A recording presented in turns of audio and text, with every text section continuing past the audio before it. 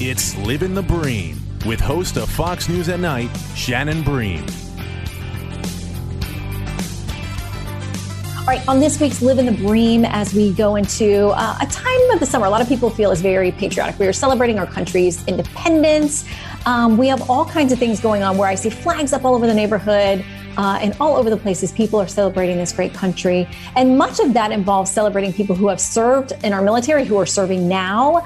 And we have a veteran with us today. We've got Will Oston. Some of our audience will know him. If not, we're going to give you a little refresher. Some of you will meet him for the first time, but he's a retired major. He is the founder and CEO of Arc of Justice.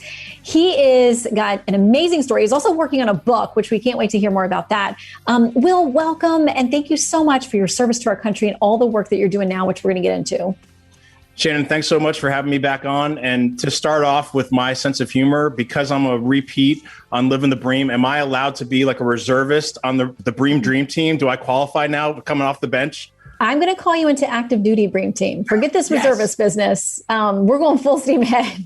Listen, I would be honored to ever be on a team with you. You are a warrior in so many different senses of the word. And just to recap for people who don't know your story, we met through listen, I think it was a God connection, a few years back. And you were still in the service at that time. You were an attorney too, so people know, because this has to do with a lot with your legal rights. But you were caught in a situation where you're dealing with an illness, don't want to separate from the military, but because of some bureaucratic obstacles, you found yourself in this situation.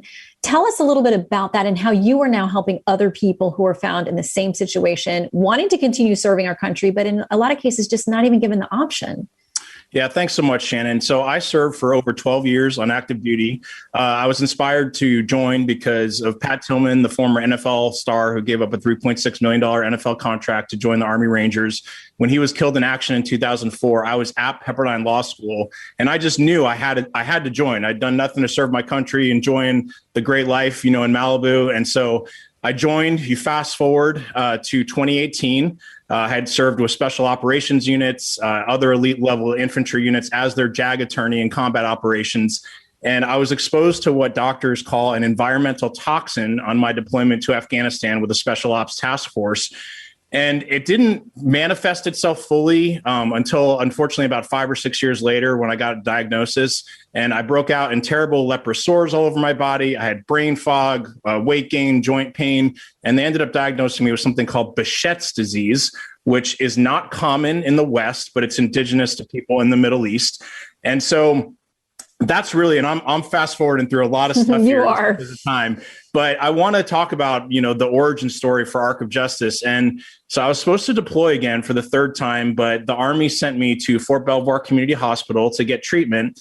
And there was a new bureaucratic agency called Defense Health Agency that had just come online in the beginning of 2018. I was diagnosed on January 2nd of 2018. They came online in January 1st. So I was kind of like the tip of the spear for this new bureaucracy. And so when I went in to get treatment, you're supposed to get up to a year of treatment, even, under DHA's purview. And there was a simple math mistake with the bureaucrat. So she thought that I'd been diagnosed in 2016 because in my notes it had said I'd started to manifest, some of those leprous sore symptoms. And so when I went to her in her office and I said, "Hey, ma'am, you made a mistake. I just got diagnosed a couple months ago. I'm a fighter. Let me see if I can get healthy enough to stand active duty." And she looked up her computer records and saw that I was indeed right. And so I was like, "Great, then I'm going to get my year." And she goes, "I'm not going to disenroll you." And I said, "Well, why not, ma'am?" And she said, "Because I say so. You're just a number to me."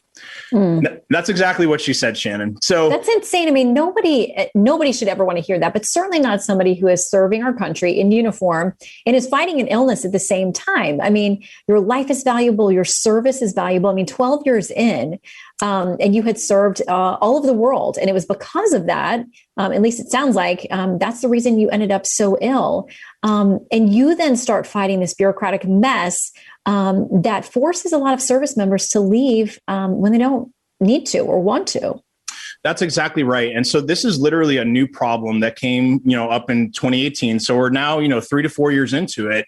And I'm not saying that every single active duty wounded warrior who goes through the separation process, I'm not saying that all of them are wronged, But if there is a harm done, like me, mine was a simple math problem. That was a major injustice. I fought for 20 months for myself. I went all the way up the Army chain of command, and I want to make plain that the Army tried to help me, and they're actually on my side. Actually, all the services are on my side, but they no longer have control over their active duty wounded warrior medical separation process because DHA controls it as of 2018. So I fought hard. I went all the way up to the Defense Health Agency, the top admiral up there, and I actually met with the Assistant Secretary of Defense for Health Affairs right underneath the Undersecretary of Defense.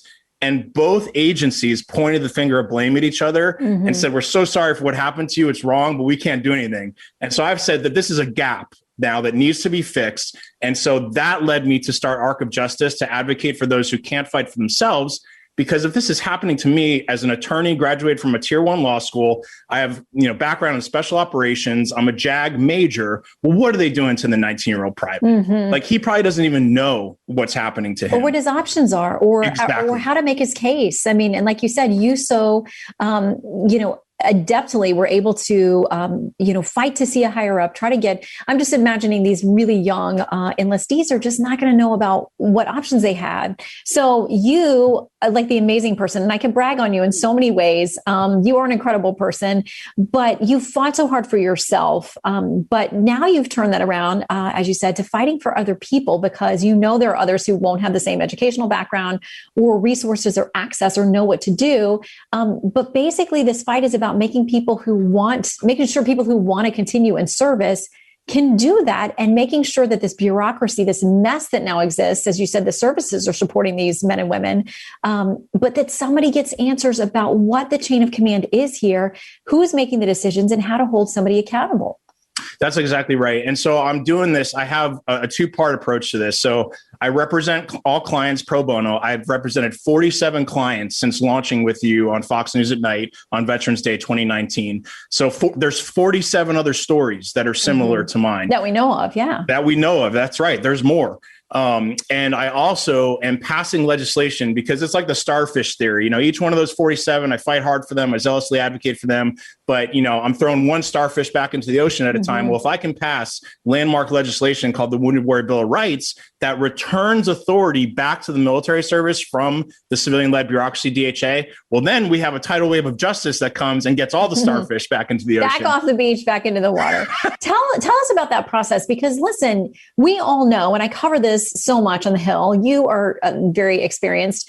Getting anything agreed to, even in a draft, most basic form to get to a committee, that is a miracle in and of itself. So where are you in that process? Yeah, thanks for asking, Shannon. So literally, if I could explain to you how laws are made on the Hill, I mean, it would probably take an hour long living the bream. Right, exactly. But we have really made a lot of progress. So last year, we passed House Resolution 6466, which basically ordered the Secretary of Defense to report back to the House Armed Services Committee and the Senate Armed Services Committee on my allegations. I helped drafted the 5 interrogatories, bipartisan. We had Tulsi Gabbard help us out. We had Brian Mast, Democrat, Republican. Both vets. It was great. And, but the thing is, it's what's called a reporting requirement. So huge win because we got legislation done in less than a year, but it doesn't actually fix the problem. So then we drafted something called the Wounded Warrior Bill of Rights. It's 5 pages of legislation.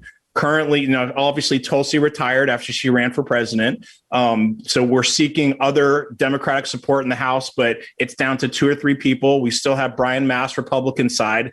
And on the Senate side, Rick Scott has been a huge, huge champion for us. I cannot speak highly enough of him. So we actually have the 5 pages ready to go in the House and in the Senate. Now, what we're waiting on is Senate Democratic support. But I have some great news about that. So, okay. and I know that you know this story because we're friends now, and so you're following this stuff. So I have to make it short. But I was asked to run for Congress several months ago. I'm actually not going to do it, but they asked me to run with maybe one day. What's that? I said maybe one day. Maybe one day. You never know. If I can continue to serve my country, absolutely. But the idea was run for Congress, and then basically you can shout it from the rooftops, even if you don't win, for the next year. And I thought that was great until I talked to a buddy of mine who worked in the White House. And he was like, listen, man, right now you are the president and CEO of a bipartisan nonprofit organization. Do not make this a partisan issue. And I'm like, you know what? You're brilliant. So I stepped away. But at that meeting, so I did an exploratory meeting with 35 leaders in the district I was going to run in. And at that meeting, and she gave me permission to use her name, was a lady named Rima DuPont. And she is the president of the United Nations Women's for Peace. She is an international leader. So she has become a mentor and friend of mine. And then she connected me with someone who's friends with retired Democratic Senator Max Cleland from Georgia. So one thing led to another. I end up in Max Cleland's home, briefed him for 45 minutes on the Wounded Warrior Bill of Rights. He asked me some great questions. And this guy, for those of you who don't know, so he's a triple amputee, Vietnam War veteran, Silver Star winner, absolutely unbelievable leader, speaker, very inspiring story, totally resilient.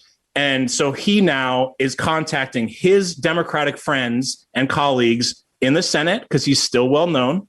And so I actually think he's going to be a game changer for us, Shannon. He could be. I mean, he is somebody who can appreciate all facets of what you're trying to do, the military angle, the Capitol Hill angle, the legislation, and knowing how tricky this is. And I do think that's great advice that you keep this a nonpartisan issue, because you've had great defenders on both sides of the aisle who get it and who want to help. And one of the things that we see consistently pull well among Americans, they love to see something bipartisan if they think it's going to benefit people and get something done, but they love our veterans and they are behind you, and they want to make sure that you're getting treated properly. And people who maybe aren't ready to be veterans, they want to continue serving, but our men and women in uniform, consistently, the American people want to help you. And this is one of those, loophole kind of nightmare problems for the small group of people who find themselves in these circumstances. But a beautiful thing that you have kind of made it your life's work and your mission now to say, I can stand up because of my own, great distress and frustration going through this, to make sure that's not wasted, to make sure that I can help other people. So now we will wait to see if that, I'm going to just manifest for you. We're going to see this, not, bipartisan, this is not a partisan issue, but a bipartisan grouping come together so that you can make progress on this. What you've already done in such a short time is amazing to me. But people who know you or start to follow you, they will see that you are not easily discouraged. You are a man of faith and you're a man of principle. And so you keep at this fight. If people want to learn more about Arc of Justice, if they're interested, if they want to get involved or just find out what it is, what's the best way for them to do that? Sure. So they can go to the website, which is arcofjusticeusa.org, arcofjustice.org, and that's all our handle too. So on social media, I mainly, it's just me, myself, and I, in Arc of Justice, and my wife's helping me out. I used to try and do psychological operations saying, oh, we're this huge nonprofit organization. It's just us. So I do, social media feeds for ourselves on Instagram mainly. So just Arc of Justice USA. I'm also, Shannon, starting a podcast called Fight in the Shade. Okay. And so that is off of our nomenclature, because part of our inspiration was the Spartan 300. And Dianakes, who Herodotus says was the bravest of the 300 against the Persian totalitarian army, when some of the scouts said there's 2 million man Persian army, their arrows are going to block out the sun. Well, Dianakes said, good, then we'll fight in the shade. And you know what? That is your constitution. That's kind of where you come from in this. You're not backing down. We'll have more Live in the Bream in a moment. From the Fox News Podcasts Network, download and listen to The One with Craig Gutfeld, the co-host of The Five, like you've never heard him before. You know him, you love him, you want to be like him. Subscribe and listen now by going to foxnewspodcasts.com. You mentioned all of the dozens of cases that you've been handling pro bono. How do you do that? Is there a fundraising component to Arc of Justice? How are you able to do that? Yeah, thanks for asking. So, like I said, I represent all clients for free, all pro bono, because I'm never going to charge one of these clients a single dime when I know what they've been through. And it just gives me a lot of satisfaction to do that. So we are an official now 501c3, IRS endorsed. I got my letter of certification from them recently. So people can go on to arcofjusticeusa.org and donate. And that is definitely needed. And so all those donations become a tax deductible right off at the end of the year. And you're literally, and here's the thing, Shannon, So I'm doing this as a campaign plan. I've been told that there's over 55,000 veteran service organization nonprofits in America. That's wonderful. But in 1 to 2 years, I want to put myself out of business. And so we are literally trying to pass the Wounded Warrior Bill of Rights. And then I'm going to either repurpose Arc of Justice for something else or shut it down completely and start like a leadership consulting firm, something like that. So if people are giving to us, they're giving to a mission. And they're giving to that mission to help me complete the mission. And it's not to some bloated salary or, for me to, be around for 5 more years. I love that. I mean, the goal is to solve the problem, to wipe it out so that there don't need to be any more cases, no more pro bono, no more donations, because you've closed this loophole, closed the confusion about this bureaucracy and move forward. All right, I quickly want to ask you about your book. Well, thank you. So I'm writing a mini memoir / call to action. And I was going to title it Arc of Justice, but then I just met with these great, brilliant friends of ours that we actually know together. I didn't ask for their permission. Yeah, we have friends in common. I know. I didn't ask their permission to use their name, so I won't. But they are amazing. And she actually is very well connected into the publishing world. And so she told me, instead of Arc of Justice, you need to retitle it Resilient Leadership, because that's your life. And that's what your story is. So it's going back to like my childhood. I have amazing parents. My dad taught me to be a man of integrity. My mom taught me to be a man of prayer and how to forgive my enemies. Because let me tell you, Shannon, I've had to really exercise that.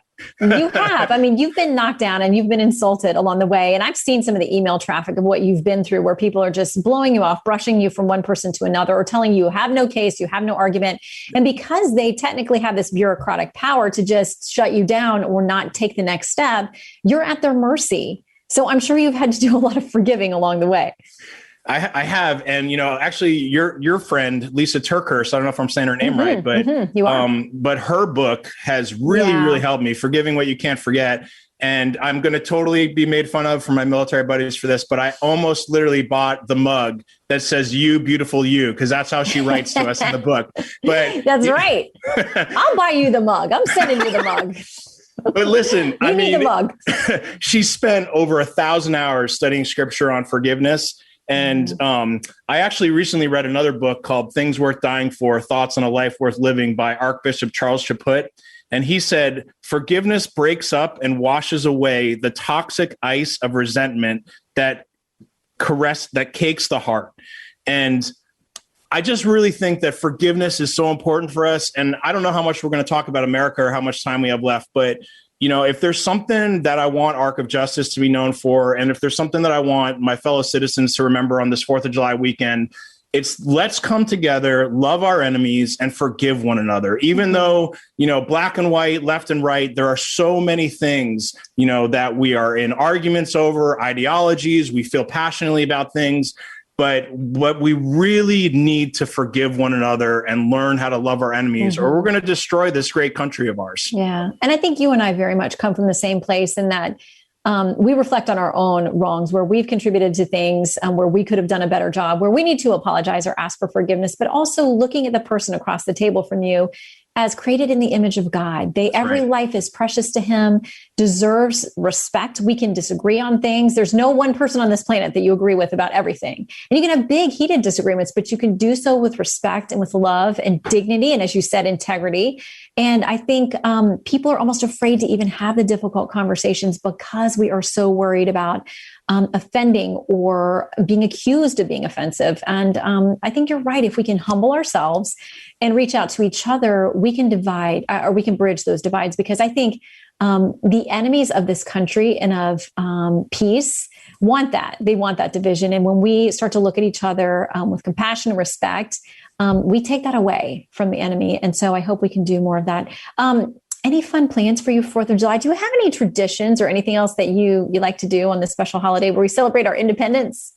Well, we, of course, love to go see fireworks, and we love to get together with our friends and cook out. So I'm a huge fan, and I do this several times a year so I have young daughters, Abigail and Kate. They're going into 6th grade. They're 11 years old. And I like to read to them the Gettysburg Address on major holidays, because, to me, a lot of scholars say that the Gettysburg Address, was this short, succinct, powerful speech that kind of, that kept our country together. It kind of got us from the Declaration of Independence and those high ideals. And then we fought a civil war of the original sin of slavery. And really everything that our country is about is actually, in those words. And, Lincoln says, let's pray that we have a new birth of freedom under God. And so it's short, they're 11, but they're also brilliant. So I'm like, maybe I should move on to a longer speech now, but we like to do that. And I also like to just, remember the fallen, on this weekend, because there's a high cost for liberty. And so I think about, men like Pat Tillman. I think about, some other men, in my units in Iraq and Afghanistan. And, we do a small moment of silence for them as well. But we owe them a debt of gratitude here at America and around the world, where they have fought for freedom, God-given, and believing that everybody on this planet is deserving of that. There's only so much we can do, but many, many lives have been sacrificed in that great cause.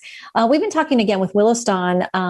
Arc of Justice is the group. If you want to know more about it, if you think you're, somebody that you know or love, or you yourself is having this trouble with going through the medical process within the service, wanting to stay in service, and feeling like you're being pushed out the door before you are ready or legally supposed to go. Arc of Justice. And again, I love that the mission is to get this thing done within a year or two so that there's no more Arc of Justice, or at least it turns to a different mission. Will, thank you so much. Happy Independence Day to you and your family. Thank you again for your service to the country and how you are serving others. Thank you, Shannon. You've been a great friend to our cause. I can't thank you enough from the bottom of my heart. God bless you. God bless you too.